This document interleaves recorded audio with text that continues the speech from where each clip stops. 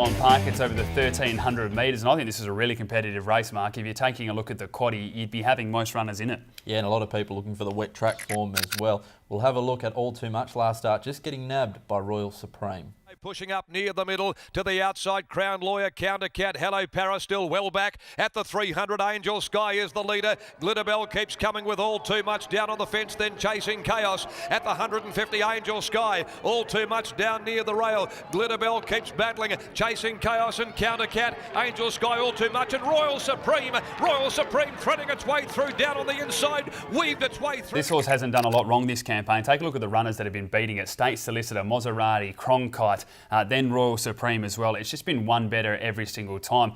I think this race is a little bit weaker than that. There's been standouts in each race that it's been in, and all of a sudden we've got a pretty even betting race. I think All Too Much from barrier 3 with a 55.5 kilos. They'll be hoping for the rain as well. I think it can certainly get up at nice each way odds here, and I really hope it does for Rob Moore, who's obviously putting in a lot of effort. He's got this horse going along very nicely, and I think he deserves the win. Yeah, last week we made it one to watch, especially after getting scratched at the barriers. We saw it turned its head and it was declared a non-runner on that occasion, and I just couldn't believe how it was opened up at $26 last week before the jump, and it just got collared by Royal Supreme. A brilliant ride from William Pike.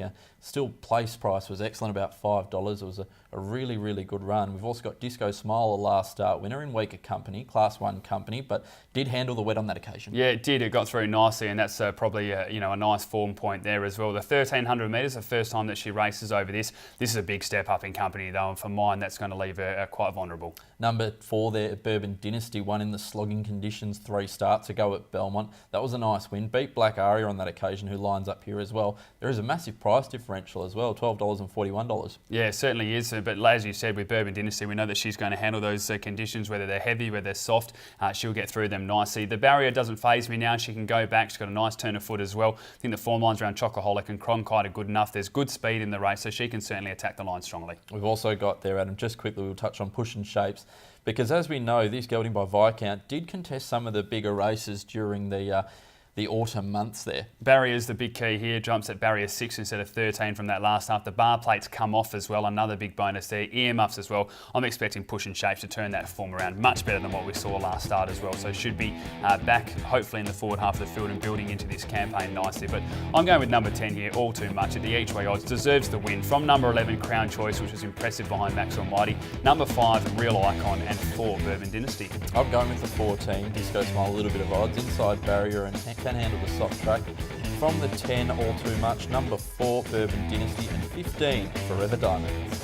Race number 6 at Belmont Park. It is over the 1,000 metres, a 66 plus event, and some horses come in this with some really good form. I think this is going to be an intriguing race. It will indeed, and one of them that will lead was last start winner, Furious Dane. Let's have a look at her beating Conceited. The inside, but leads by 4. Conceited is giving chase on the inside there, clear from La Patron, and then Illusion of Light, Bayella, Loopy's Lady So Cute, Universal Moon's picked up some ground on the fence. Furious Dame is wobbling, Conceited's coming hard now the inside. Furious Dame in front, Conceited's trying to chop it down, and then Universal Moon, Bayella. Furious Dame's just in front, Conceited won't get it today. Ooh.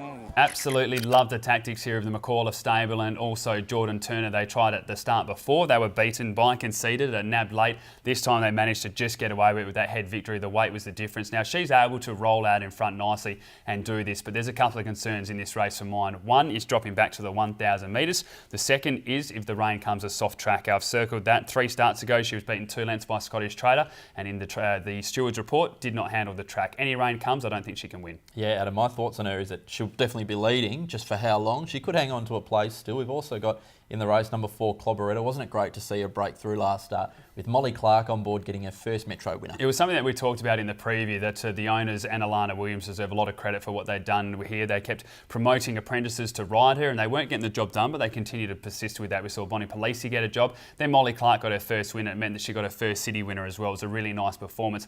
Love CLOBBERETTA. So much time for this horse as well. Barrier 1, I think, is a big bonus, but there's one from that race that I just cannot ignore in this, and it's number 7, Lockroy. Gets a 4.5 kilo swing here on CLOBBERETTA for 1.3 lengths. Gets the blinkers on as well. That day was a leader's day. This time they'll be running on as well. I think it's one of the best each way bets of the card. Wasn't completely wound up first up either, Lockroy, it has to be said, and that weight advantage is massive. I'm really keen on CLOBBERETTA with William Pike on board though. No disrespect to the apprentices as you mentioned, but this horse seems to go really well for Pike. Was beaten on it a few starts back beaten by Mr. Motown. Mr. Motown was off the 3 or 4 day break on that occasion, so it was very, very fresh. In the race, we've also got number 8, Recoiled. Now, this horse, I can't wait to see him back at Ascot. Yeah, it's going to be interesting to see how Recoil goes and how it's going to handle the track here. I thought it was a good run last start, being a length by 3 votes. That horse is very talented. The soft track's a bit of a question mark for mine. Barrier 8's got enough speed to be able to put into a nice run as well. Yeah, I think we're starting to learn a little bit about Recoiled, and maybe not as good as we all thought at the start, but I think it can win a race like this. Another one looking forward to getting back to Ascot as well has to be Volkov. Her best form has been at Ascot. Her runs here, well, her trial at Belmont was okay, but go back to that Ascot form last start. She seems to really ping off that bend. I've got one thing circled on my paper, and it's the track, and that's a simple factor. We wondered last time when we went back to Ascot, I remember interviewing Gary Crispin and saying, what's the difference? And he said, the track. Simple as that. She does not go at Belmont. Those words have stuck in my head. I never like to rule out a quality mare, and she certainly is, but he knows it better than we do, and I will take that word on form and the form that we've seen before. 5 attempts at Belmont Park, has only placed on 1 occasion. I think she needs to be ruled out for this race, and as you said, she'll play a part at Ascot. My selections are your best each way of the day by a long way. Number 7, Lockroy. From number 8, Recoiled. 4, Clobberetta, and 10, American Star. Pike back on board. Clobberetta gets the nod from me. On top of the 3, Furious Dame. Number 8, Recoiled, and 10, American Star.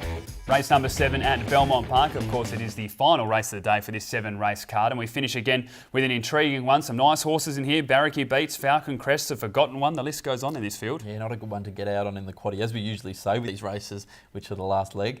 Number 14, though, Kawaja, was a really impressive winner last start at Pinjarra over a mile, beating Clocker by half a length. 350, a length and a half clear of Wave Hill Spur. They've booted clear by 2 or 3 lengths to Clocker. Followed further back on the rails by It's Jack Black. For me, runs on. Further back, Kawaja struggling. Marithi Miss on the outside. Wave Hill Spur now Clocker. Here's Kawaja starting to hit the bridle. Kawaja now digs in. Races up to Clocker. Kawaja. It's an intriguing performance here by Kawaja, and a really nice run on the occasion. Of course, was drawn wide in 14, so had to get back, and was a long way back as well, that must be said. But attacked the line strongly with a really nice turn of foot. Glenn Smith was clearly aware of how well the galloper was travelling, and he was still really confident. Loved the way he rode it out. Now, the positives for this is obviously a soft track, dropping down to the 54 kilos as well, and drawing barrier 7 compared to barrier 14. The negatives is it is stepping up in class massively, and I don't rate the field that it beat at Pinjarra Park very highly. So I think this horse is going to go places. Whether it can go straight from that win at Pinjarra against some of these types like the BARAKI beats, the Falcon, CREST, the forgotten ones, I'm not entirely sure. Another positive as well, with the biggish field, there will be a little bit of speed on for him to get home, but as you mentioned, and we say it all the time, these horses winning maidens and stepping up in class, it is very hard for them, but I like the way he did handle the going on that occasion. It, like you said, it attacked the line very, very strongly. We've also got here number 5, the forgotten one, from the Jeff Durant and Jason Milliard. Ben Patterson rides. Last few starts been knocking on the door and was desperately unlucky last start. It was crazy unlucky last start. If you get an opportunity, do take a look at the replay. Peter KNUCKEY was in a lovely spot. He was moving with William Pike on Falcon CREST. Had to go inside, and he never saw daylight again until very late. Was only beaten the 2 lengths by Falcon CREST. In my opinion, would have won the race if it had got out. Now it gets a 2 kilo swing as well. It then draws barrier 3 compared to Falcon CREST jumping from barrier 9. It's won on a soft track before, has a good track and distance record. I think the forgotten one gets a really nice track into the race from the 3 with the speed from BARAKI beats, and should be winning this race at nice each way odds. Number 7 there, Proxy, another one from the Alan Matthews yard. Wears the same colours as Poonamoo and is first up over a mile here. The thing that intrigues me isn't the first up record because it's terrible, but the soft form record. 5 starts, 3 wins. I just think we might see something here first up, which will show that it's in for a big preparation. Yeah, look, I'm not sure about the big prep. That's the one thing I will question, because the gallopers' form lines haven't held up. But I'm with you in a massive way about a fresh first up run here on a soft track. I think the comparisons with the Poonamoo, that's what they're trying to look at here. No trial at all, exactly what they did with Poonamoo. Way less distance than this horse is going to want as well. 5 attempts on a soft track, 3 victories. I would not be surprised to see this horse jump out of the ground and cause a couple of issues as well. So I think you've found one there. But I'm going to tip number 5, the forgotten one, each way odds here. I think it's a massive opportunity. From 1, BARAKI beats, 2, Falcon CREST, and number 11, Friberg. I'm going with the 14, Kawaja, our replay horse. I really like the winning maiden company last start. From the 7, Proxy can go well fresh, as we mentioned. From the 4, Mossman Flyer. Number 9, Bevel 40. Time now to turn our attention to the best bets of the card, and I think we'll both have the same one in the listed race. I'm going to be going with race 4, number 3, First Among Equals, to take out the Idyllic Prince Stakes. And then a really nice each-way horse. I think it's opened up about that $13 marker. Race 6, number 7, Lockroy, with the blinkers going on. I've gone race 1, number 8, Lone Sailor. Very hard to get too confident about a maiden race, but also going with race number 4, 3, First Among Equals. Very hard to beat. As we always say, do take a look at the Rama website, especially with all the rain that is predicted again on Friday and Saturday morning. And of course, you can follow us on social media, Perth Racing on Facebook, Twitter and Instagram. On behalf of both of us, hopefully we found you a couple of winners. We'll be back again next week with another edition of the Box.